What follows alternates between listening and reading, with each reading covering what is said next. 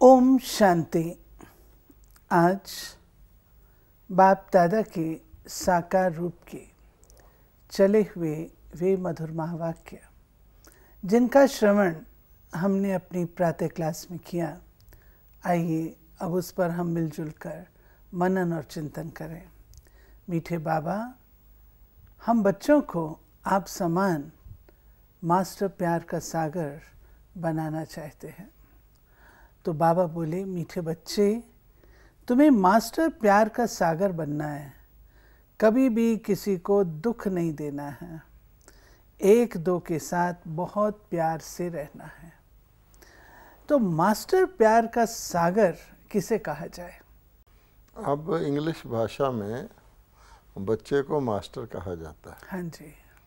तो इस प्रकार से हम परमपिता परमात्मा की संतान हैं। तो अगर हम सच्चे बच्चे हैं, दो प्रकार के बच्चे हमेशा कहा जाता है, सगे और लगे भी कहते हैं, सौतीले और मतेले भी कहते हैं, लायक और नालायक भी कहते हैं। तो अगर हम पिता का फॉलो फादर जैसे कहा जाता है, उसके सुपुत्र हैं, तो हमारे में वही गुण होने चाहिए जो पिता में हैं। कई बच्चे पिता के संतान होते हुए बिगड़ जाते हैं, किसी और की कंपनी में आ जाते हैं, तो उनके वो संस्कार जो होते हैं ख़ानदानी, वो बिगड़ जाते हैं। अभी हमारा भी यही हाल हुआ है कि परमपिता परमात्मा ने हमें अपने ही कहा जाता है कि God created man in his own kind, कि परमात्मा ने मानव को अपनी छवि में रचा, ऐसे ही रच के भेजा था। परंतु आज हम किस छवि में हैं? इसलिए बाबा कह रहा है कि जो परमात्मा को प्यार का सागर कहा जाता है, क्योंकि सारी दुनिया में सबसे इम्पोर्टेंट चीज़ प्यार ही है। अगर प्यार है तो सब कुछ है, अगर सब कुछ है प्यार नहीं है तो कुछ भी नहीं, रेत है, नमक है। इसलिए बाबा फिर से याद करा रहे कि अब तुम मेरे फिर से तुम्हें स्मृति आई है, हम भगवान के बच्चे हैं, तो वो प्यार का सागर है, तो हम मास्टर प्यार के सागर हैं। हमें चेक करना चाहिए कि हम सचमुच स्नेह स्वरूप स्नेह मूर्त हैं। अब इसमें भी बात आती है कि कई लोग ये समझ लेते हैं कि मैं 99% लोगों से तो प्यार से ही रहता हूँ, लेकिन केवल 1-2% है जिससे मेरे को प्यार नहीं है, घृणा है। तो ये बाबा हमेशा समझाते हैं, परमात्मा प्यार का सागर है तो सबके लिए है, किसी से घृणा नहीं करता, क्योंकि उसका गुण ही है प्यार का सागर। ऐसे ही हमें भी प्यार के सागर का अर्थ है कि विदाउट एक्सेप्शन हमें सबसे प्यार करना है, क्योंकि जिस चीज़ का जो गुण होता है उस गुण को वो स्थूल वस्तुएं भी जो होती हैं, बेजान चीज़ें, वो भी जैसे बर्फ़ का गुण ठंडा करना है तो ख़त्म हो जाएगी, पर ठंडा करना नहीं छोड़ेगी। तो हमें ये ध्यान रखना है। एक ज़रूरी नहीं है कि अगर प्यार कोई के साथ नहीं है तो उसके साथ घृणा है, ये आवश्यक नहीं है। प्यार नहीं है, वैसा प्यार नहीं है जैसा होना चाहिए, एक नॉर्मल रीत से है। बात यह है कि इसमें नॉर्मल अब नॉर्मल नहीं होता। मुझे अपनी स्थिति देखनी है कि मैं अगर प्यार का सागर हूँ, अगर मैं बिल्कुल सॉलिड आइस हूँ तो सबको मेरी आइस की फीलिंग आएगी। अगर कोई गर्म है उसको नहीं आएगी, उसको दूर रहेगा, आइस का प्रभाव नहीं पड़ेगा। तो हमें अपने सागर का मतलब क्या होता है? अथाह, अनलिमिटेड। तो प्यार अनकंडीशनल, विदाउट एक्सेप्शन करना है। अगर हम ये भी कहें कि घृणा नहीं, लेकिन नॉर्मल प्यार नहीं है, साधारण सा है, वो भी सोच की बात हो जाती है। बाबा ने कहा है तुम्हें कभी किसी को दुख नहीं देना। अब दुख एक तो प्रत्यक्ष होता है कि हम किसी को दुख दे रहे हैं, एक मानसिक भी होता है कि हम अपने मन से वाइब्रेशन दुख की छोड़ते रहते हैं, वो भी दूसरे को पहुंच जाती कि दुख दे रहा है। तो कोशिश ये करनी चाहिए, दूसरा कुछ भी करे, मुझे जो करना है, मैंने देवता बनना है। हम समझते कि दूसरा देवता बन जाए, इसलिए हम उसमें चाहते हैं उसमें ये भी हो वो भी हो, लेकिन हमें बनना है तो हमें धारण करना। फिर बाबा ने आज बताया कि हम लोग जब पढ़ाई पढ़ते हैं तो उसमें माया का भी बहुत ज़बरदस्त रोल है, क्योंकि हमारी पढ़ाई है ही माया जीत बनने की। लेकिन चलते चलते कई आत्माओं का बाबा कहते माया गला एकदम घोट देती है। किनका घोट देती है? जो थोड़ा भी किसी बात में संशय उठाते हैं। काम या क्रोध की ग्रहचारी बैठती है तो माया उनका गला घोट देती है। बाबा कहते फिर क्या होता है? पढ़ाई भी छोड़ देते हैं और समझ में नहीं आता, इतना पढ़ते थे वो सब कैसे भूल गया। बुद्धि का ताला भी बंद हो जाता है। यानी बाबा कहता है कि संशय आने का कारण क्या है? या तो उनका पिछला कोई संस्कार जागता है, अगर काम के वश हो गए, भोगी बन गए, बुरी दृष्टि रख ली तो, या क्रोध में लगे रहे, तो बाबा कहता है नेचुरली उनकी पढ़ाई से रुचि हट जाएगी और पढ़ाई करना छोड़ देंगे। तो ये क्या कौन करवा रहा है? तो बाबा माया का नाम लेता है। हमारे पुराने संस्कार स्वभाव हमें परमात्मा से संशय लाकर, यानी परमात्मा की आकर्षण से हटाकर माया की ओर धकेल रहे हैं। फिर क्या होता है कि ज्ञान का गला घुट जाता है। उल्टे ज्ञान का गला तो ठीक रहता है, उल्टी बातें करेंगे, बल्कि ज्ञान को भी रॉन्ग सिद्ध करने की कोशिश करेंगे। दूसरों का एग्जाम्पल देंगे, मैं ऐसा हूँ तो वो भी ऐसे हैं, फलाना। भाव ये है कि उनको ज्ञान से हट करके अज्ञान बोलना शुरू कर देते हैं। जिस सर्विस भी करते हैं, ज्ञान की वैल्यू नहीं रखते हैं। तो बाबा ने कहा देखो बच्चे, तुम मेरे सम्मुख बैठे हो और तुम जानते हो कि बाप प्यार का सागर है। आज गीत बजा है, तू प्यार का सागर है। सुनते हैं। तू प्यार का सागर है, तू प्यार का सागर है। तेरी एक बूंद के प्यासे हम, तेरी एक बूंद के प्यासे हम। लौटा जो दिया तूने, लौटा जो दिया तूने। चले जाएंगे जहाँ से हम, चले जाएंगे जहाँ से हम।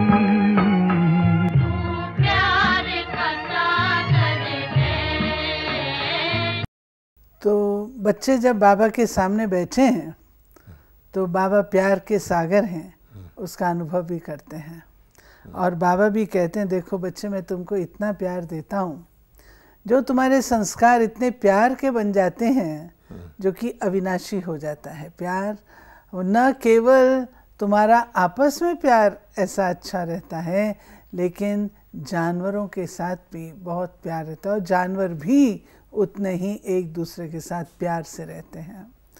बाबा ने कहा है कि ऐसा कोई नहीं होता जिसके साथ वहाँ पर प्यार ना हो। तो भरते अभी हम यहाँ पर हैं, यूज़ भी करते हैं, और वो प्यार जो हमको बाबा से मिलता है वो अविनाशी रूप से फिर आगे चल पड़ता है। ऐसा है कि ओरिजिनली आत्मा की जो स्टेज है वो प्यार की ही है। इसीलिए आप देखेंगे कि सारी दुनिया प्यार की भूखी है। आज प्यार तो आज भी है, लेकिन वो स्वार्थ का प्यार हो गया है। यानी किसी न किसी स्वार्थ की सिद्धि को ही वो समझते हैं, उसी कारण से प्यार करते हैं। किसी का पैसे से प्यार हो गया, किसी का अपने पद से प्यार हो गया है, लेकिन व्यक्तियों से भी अगर प्यार है तो स्वार्थ का है। जब तक कुछ प्राप्ति होती है तो प्यार है, नहीं तो नहीं।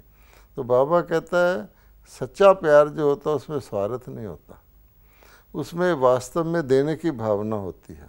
अब परमात्मा जो प्यार का सागर है, परमात्मा प्यार लेता नहीं है, देता है। तो इसलिए बाबा कहता है कि वो जो प्यार के संस्कार हैं भरपूर और देने की स्थिति में हो। एक व्यक्ति फुलफिल्ड होता है तभी तो दूसरे को देता है।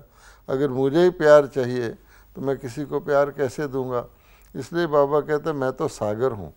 तो सागर से जो हमको प्यार मिलता है वो इतना, इंग्लिश में कहते हैं लव लीन, लव कहते हैं प्यार को, और उसमें लीन। लोग भी दुनिया में कहते हैं परमात्मा में लीन हो गया। तो तो परमात्मा में लीन का क्या मतलब है कि परमात्मा के प्यार में खो गया, भरपूर हो गया। तो वो संस्कार जब होते हैं तो नेचुरली उसमें स्वार्थ का भाव, लेने का भाव, नकली क्षणभंगुर प्यार का भाव निकल जाता है, प्यार के स्वरूप बन जाते हैं। तो हमेशा बाबा कहता है, जैसे कहा मास्टर, तो बाबा कहते हैं मैं प्यार का सागर हूँ, तुम प्यार के स्वरूप हो। मैं शांति का सागर हूँ, तुम शांति के स्वरूप हो। तो जब हमारा स्वरूप फुलफिल्ड हो जाता है और यहाँ ही हम देने की स्थिति में आ जाते हैं, फिर युग बदल जाता है, तो वहाँ तो प्यार ही प्यार है, वहाँ कोई ऐसी स्थिति नहीं होती जिसमें घृणा आए। अब बाबा ने कहा जानवरों का भी आपस में प्यार होता है। यहाँ तो कई जानवर इस प्रकार के हैं जिसको देखकर व्यक्ति को प्यार तो क्या, उसको घृणा आती है। जैसे मान लीजिए बिच्छू है, छिपकली है, ऐसे ऐसे घिनौने जानवर हैं, तो बाबा कहते हैं वहाँ तो होते ही नहीं, तो बड़े खूबसूरत जानवर होते हैं और उनके संस्कार भी सतोगुणी होते हैं। आज तो जानवर भी जैसे भक्षक हो गए हैं। अब शेर है, ओरिजिनली तो शेर वेजिटेरियन था। कहते हैं ना कि सतयुग में शेर और गाय एक घाट जल पीते थे। अब धीरे धीरे क्या हो गया, जब मनुष्य ही नॉन वेजिटेरियन हो गए तो शेर भी नॉन वेजिटेरियन हो गए।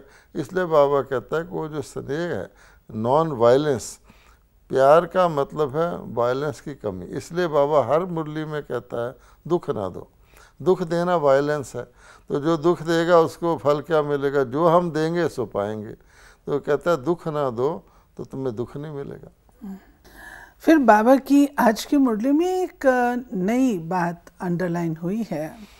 बाबा कहते हैं जितना जो बाप को याद कर कमल फूल समान पवित्र रहेंगे, विकारों पर जीत पाएंगे, उतना वर्षे के अधिकारी बनेंगे। फिर बाबा बोले हैं कि विकार भी अनेक प्रकार के हैं, और आज बाबा ने कहा श्रीमत पर न चलना वो भी विकार है। श्रीमत पर चलने से तुम निर्विकारी बनते हो। मामेकम याद करना और कोई को याद नहीं करना है। बाप इन द्वारा कहते हैं बच्चों मैं आया हूँ सबको ले जाने वाला हूँ। अब आप देखिए, बाबा की बात भगवान की बात है, उसको हम अपनी बुद्धि से साधारण ले लेते हैं। अब बाबा कहते हैं मुझे याद करोगे तो तुम्हारे विक्रम विनाश होंगे, तुम पावन बनोगे, नेचुरली तुम प्रेम स्वरूप बनोगे। अच्छा, अगर हम याद नहीं करते, जैसे बाबा ने कहा श्रीमत का उल्लंघन भी विकार है। अगर हम याद नहीं करते, एक तो हमारे विक्रम विनाश नहीं होते, हम इतना ही सोच के चुप हो जाते हैं, अच्छा याद नहीं किया तो विक्रम विनाश नहीं हुआ। लेकिन इसका एक और गहरा रूप है। जब हम याद नहीं करते परमात्मा को तो बॉडी कॉन्शियस हो जाते हैं, और बॉडी कॉन्शियसनेस पाप की जड़ है, तो हमारे पाप होने शुरू हो जाते हैं। ऐसा नहीं समझना चाहिए कि याद ना करने से केवल हमारे विक्रम विनाश नहीं होंगे, लेकिन हम पाप करना शुरू कर देंगे। ये बहुत इम्पॉर्टेंट है। इसलिए बाबा ने कहा श्रीमत पर नहीं चलना भी विकार है, वो विकार की जड़ है। क्योंकि यूँ ही याद खत्म हुई, आत्माभिमान खत्म हुआ, तो पाप बढ़ने शुरू हो गए। तो फिर हम पाप आत्मा, पुण्य आत्मा, पाप आत्मा करेंगे, तो याद का पलड़ा अगर घट गया तो किस कैटेगरी में आएंगे। ज्ञान होने के बाद भी कोई पाप आत्मा बनता रहे तो कितना उसका कॉन्शियस भी दबाएगी, और उसके पाप फिर छूटना मुश्किल हो जाता है। बाबा कह रहे हैं ना, क्योंकि बाबा दे अभिमान और देहधारियों की याद दोनों पर ही कहा करते हैं। तो बाबा ने कहा देहधारी को याद किया तो उनकी याद से पुनर्जन्म फिर लेने पड़ेंगे। हाँ, देखिए तुम्हारी याद की यात्रा ठहर जाएगी, विक्रम विनाश नहीं होंगे, बहुत घाटा पड़ जाएगा। ऐसे किसी बीके को हर वक्त ध्यान रहता है कि मुझे इसी जन्म में अपने सारे विक्रम विनाश करने हैं, कर्मातीत बनना है, जीवन मुक्त बनना है, और यहाँ तक कि मेरा खाता इतना ख़त्म हो जाए मैं इसके बाद पुनर्जन्म ना लूँ। ब्रह्मा बाबा ने क्या पुनर्जन्म लिया? नहीं। मातेश्वरी जी ने, बाबा कहता है, इतना तपस्या की कि उनको जो अगला जन्म मिला वो भी स्थापना के अर्थ मिला है, कंप्लीट होके गई हैं, इसीलिए तो जाके श्री लक्ष्मी बनती हैं, वो अलग बात है। लेकिन विकर्मों को भोगने के लिए पुनर्जन्म, प्रकाशमणि दादी को अंत में शारीरिक भोग था तो बाबा मैसेज दिया करते थे, बच्ची थोड़ा सा और है, थोड़ा सा और है, अर्थात यहाँ से इस लास्ट जन्म में जाओ तो बिल्कुल क्लियर होके पिछले बोझ से जाओ। और जो आत्मा ये सोचे जितना मिल जाएगा, याद कर लिया उतना कर लिया, थोड़ी सी कमाई कर ली और घाटा ज़्यादा कर ली, तो बाबा ने बहुत अच्छी पॉइंट कही कि ये याद रखो, मुझे पुनर्जन्म पाप की दुनिया में नहीं लेना है। ये लक्ष्य रखेंगे तभी तो पूरा एफर्ट करेंगे। बाबा ने आज बहुत दिनों के बाद एक एग्जाम्पल देकर के ड्रामा कैसे चलता है वो एक्सप्लेन किया। बाबा कहते बचपन में लोग खेलते थे, मछली तार में मछलियाँ होती थी, अगर नीचे करते थे ऊपर करते थे, तो बाबा कहते हैं ऐसे ही ये ड्रामा है, और इस ड्रामा में चढ़ती कला भी है तो उतरती कला भी है। अब तुम जानते हो हमारी चढ़ती कला है, ज्ञान सागर बाप आया है, चढ़ती कला फिर उतरती कला को तुम जान गए हो। बाबा कहते उतरती कला टाइम लेती है, चढ़ती कला कैसे होती है तुम जानते हो, बाप आकर जीवन ही पलटा देते हैं। अब देखिए वो एक खिलौना होता था, मछलियों का भी होता था, एक पंख सा भी होता था, एक तार थी बल वाली, उसको नीचे से बच्चे ऊपर कर देते थे तो फिर वो धीरे धीरे नीचे आता था, क्योंकि उसमें बल होते थे। तो बाबा ने कहा ड्रामा ऐसे ही चलता है, मैं परमात्मा आकर के तुम सब आत्माओं को चढ़ती कला में ले जाता हूँ, उसमें टाइम नहीं लगता, परमात्मा ले जाता। फिर चढ़ती कला में ले जाने में तो थोड़ा ही टाइम लगता है, फिर उतरती कला में तुम्हें 5000 वर्ष लगते हैं। इतना शानदार ऑटोमेटिकली, शुरू वाली आत्माओं को 5000 लगते हैं, बाद वाली को कम, लेकिन जो भी आता है धीरे धीरे उतरता है। तो बाबा ने इसलिए कहा ड्रामा इस प्रकार चलता है, चढ़ती कला एक बार ही हो जाती है, उतरती कला का तो पता भी नहीं लगता। मज़े की बात यह है कि उतरती कला हो रही है लेकिन किसी को ख्याल नहीं आता, हर एक यही सोचता है। अब मान लो हमारी गवर्नमेंट्स हैं, वो हमेशा यही सोचती हैं आगे से बेटर हो जाएगा, आगे से भरसक प्रयत्न करती हैं, लेकिन जब समय उतरती कला का है तो परिस्थितियाँ ऐसी होती जाएंगी जो बेटर हो ही नहीं सकता। एक व्यक्ति को बूढ़ा बनना है, वृद्ध अवस्था को प्राप्त करना है, अब हर एक ये सोचता है मैं वृद्ध अवस्था को प्राप्त ना करूं। आप देखते हैं कि पहले किसी के सिर में पहला सफ़ेद बाल आता है तो उसको फटाफट उखाड़ के फेंक देता है, उसको देखना नहीं चाहता, उसकी जगह 2 उगे आते हैं। लेकिन पहले करता रहता है, जब देखता बहुत सारे हो गए फिर अटेम्प्ट छोड़ देता है। हर व्यक्ति हर चीज़ कल से आज पुरानी हो गई, पता थोड़ी लगता है। इस स्पीड पर उतरती कला होती है। अब देवताओं की भी सतयुग में उतरती कला होती, पता भी नहीं लगता, सुख के जन्म है। लेकिन बाबा कहते हैं ये उतरती कला स्लोली होते होते आखिर आ ही जाते हैं नीचे, फिर मैं ऊपर ले जाता हूँ। ये ड्रामा बाबा ने समझाया। बाबा ने आज दृश्य खींचा है खौफनाक विनाश का। बाबा ने कहा ये तूफान आए तो जो तुम देख रहे हो तो कुछ भी नहीं है, बहुत खौफनाक तूफान आएंगे, बड़े बड़े महल यूं गिर जाएंगे। और उसके साथ बाबा कहते हैं लोग हाय हाय त्राही मचाएंगे, सबके मुख से हाय राम ही निकलेगा, भगवान को याद करेंगे।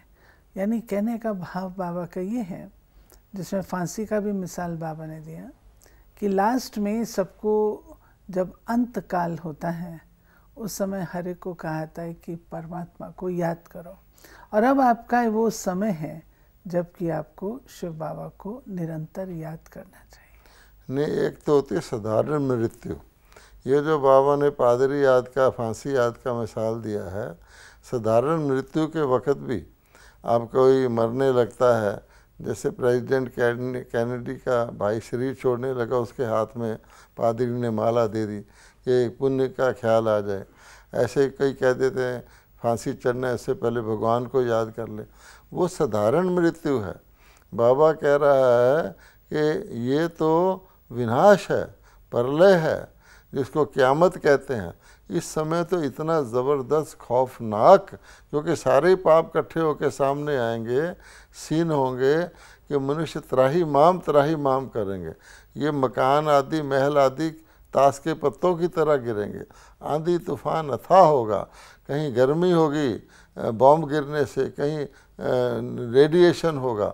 उस वक़्त की जो हालत बाबा ने बयान की है, तो हर एक के जो नास्तिक हैं, जो अपने अभिमानी हैं, हमारा कुछ नहीं हो सकता, हर एक के मुंह से उस वक़्त हे राम ही निकलेगा। दर्दनाक सीन है। बाबा ने फिर ये भी कहा कि बच्चे तुम वहाँ सतयुग में कोई रामनवमी थोड़ी मनाएंगे, वहाँ मनाने की बात नहीं रहती, वहाँ ये ज्ञान नहीं रहता, ये भी पता नहीं पड़ेगा कि उतरती कला है। हाँ, सुख में जन्म लेते रहेंगे, अब सुख में पुनर्जन्म ले रहे हैं सतयुग में, और योग बल की पैदाइश हाँ, है। हाँ, इसलिए उनको उतरती कला का ज्ञान ही नहीं है। अगर देवताओं को ये पता लग जाए कि किसी दिन 5000 वर्ष के बाद ही सही हम कलयुग में इस हालत में होंगे, उनकी उस वक़्त की खुशी उड़ जाए। अगर मुझे पता लग जाए कि कल शाम को मेरा शरीर छूट जाना है, पहले एडवांस पता लग जाए, मैं तो अभी मर गया। इसलिए भगवान कहता है कि उनको अज्ञान रहता है। बाबा ने ये भी कहा ना, वहाँ उत्सव मनाने की आवश्यकता नहीं रही। हर रोज़ उत्सव है, स्वर्ग में कौन उत्सव मनाएगा। बाबा कहते तुम वापस कैसे जाते हो, पहले तुम शांति धाम जाओगे, अब तुम्हारी वानप्रस्थ अवस्था है। बाबा अपने धाम में रहते हैं जैसे कि वानप्रस्थ में चले जाते हैं। दुनिया में तो जब बूढ़े होते हैं तो वानप्रस्थ लेते हैं, लेकिन परम पिता परमात्मा को बूढ़ा थोड़ी कहेंगे। इसमें बाबा ने, क्योंकि हमारे इस दुनिया में भी जो वर्ण आश्रम बनाए गए थे उसमें था ब्रह्मचर्य, गृहस्थ, वानप्रस्थ और संन्यास। तो वानप्रस्थ का मतलब होता था कि जब व्यक्ति प्रौढ़ अवस्था में आ जाएगा तो गृहस्थ व्यवहार से किनारा कर लेगा। लेकिन बाबा कहता है कि मैं शिव बाबा भी वानप्रस्थ में रहता हूँ। लेकिन वानप्रस्थ का अर्थ क्या है? वाणी से परे।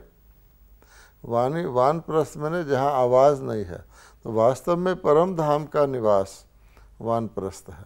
तो बाबा कहते हैं मैं आत्मा ही हूँ, परम आत्मा। तो मैं बूढ़ा जवान तो नहीं होता, लेकिन बहुत समय में वाणी से परे रहता हूँ।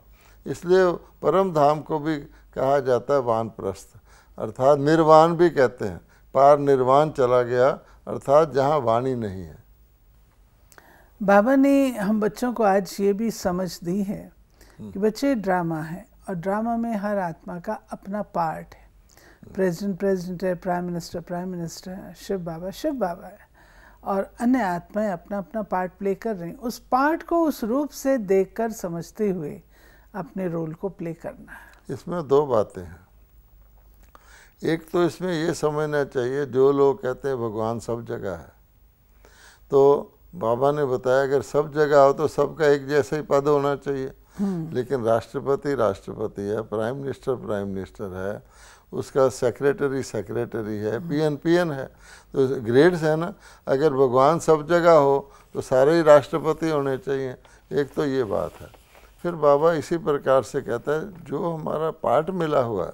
अब एक नाटक भी आप करते हैं तो उसमें आपको रावण भी चाहिए, आपको लक्ष्मण भी चाहिए, सीता भी चाहिए, तो हर एक का पार्ट है। हम कहें जी रावण तो होना ही नहीं चाहिए, तो फिर रामलीला कैसे चलेगी? इसलिए किसी के पार्ट को देखकर हमें एक्टर समझ के न्यारा कर, वो अपना पार्ट कर रहा है। हम ये कहते हैं ये पार्ट गलत है। मान लो कोई जाके रावण को कहे कि तू इतनी मूछें रखा हुआ है, हा करता है, बच्चे डर रहे हैं, माताएं रो रही हैं, तू लक्ष्मण बन जा। अब हमारी बुद्धि में ड्रामा का ज्ञान नहीं है ना। रावण चाहिए, वो रावण का पार्ट कर रहा है, मैं क्यों ऑब्जेक्शन कर रहा हूँ कि तू रावण क्यों है? वो रावण जाने। तो हम क्या करते हैं, दूसरे में नुक्स निकालना शुरू कर देते। उसका मतलब क्या, हम ड्रामा को नहीं समझते। हर एक एक्यूरेट पार्ट बजा रहा है, इससे हम डिस्टर्ब नहीं होंगे। नहीं तो हम कहते हैं गलत पार्ट बजा रहा है, गलत वो बजा रहा है, डिस्टर्ब हम हो रहे हैं। फिर ज्ञान काहे का? वरदान है साधन व सैल्वेशन के प्रभाव में आने के बजाय प्रकृति को दासी बनाने वाले विजयी भव। प्रकृति आप मालिकों की दासी है, इसलिए प्रकृति के कोई भी साधन व सैल्वेशन आपको अपने प्रभाव में प्रभावित न कर ले। साधन साधना का आधार न हो, लेकिन साधना साधनों को आधार बनाए, तब कहेंगे प्रकृति जीत विजयी आत्मा। यानी हमें अधीन नहीं होना। सारी दुनिया इंद्रियों के अधीन है। बाबा कहता है कि साधन है, लेकिन साधन साधना में हेल्प करे। जैसे हम, बाबा कहता है अब टेलीविज़न निकला है, तो टेलीविज़न से बाबा का ज्ञान जगह जगह भेज रहे हैं। साधन साधना, ये नहीं कि साधनों के आधार पर साधना हो, मुझे ये दो वो दो फिर मैं सेवा करूं। बाबा कहते वो अधीन है। स्लोगन है, एवर रेडी वह हैं जो हर घड़ी को अंतिम घड़ी समझकर चलते हैं। ये हमने चर्चा भी की है, ये नहीं तो सोया हुआ है। ये थी मीठे बाबा की आज की मुरली। आज की मुरली में बाबा ने हम बच्चों को एक सावधानी भी दी है कि बच्चे कभी भी कोई विकर्म नहीं करना, उल्टा काम करके छिपा नहीं सकते हो, और अगर छिपाने की कोशिश करते हैं तो बाबा कहते धर्मराज का रूप भी फिर मेरा है।